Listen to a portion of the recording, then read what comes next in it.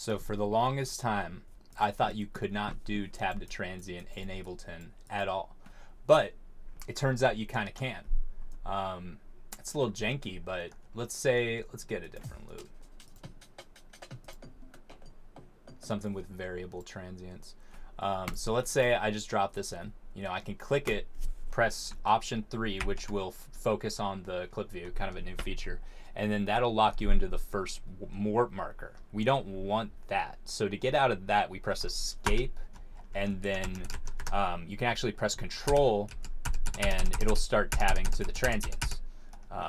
And then from there, you can just press shift and make a selection, press option 2 to bring the arrangement back into view, and then now you have your little cut or selection, and you can do stuff like change the clip gain depending if you have a Max for Live plugin that'll do that. I use this one right here, which brings me to my next point. If you don't have warping enabled by default, you can actually, like, let's say I drop this in and warping's not enabled, but I want to do tab to transient.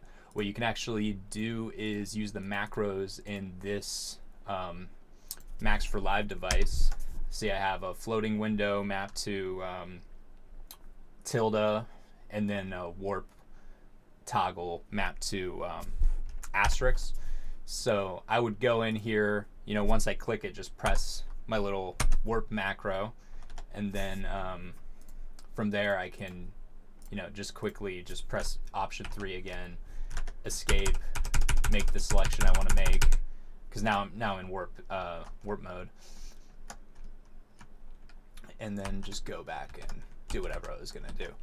But it is cool that, yeah, most people don't think that Ableton has any type of, you know, tab to transient ability, but it looks like you can. Look at that. Who would have thought?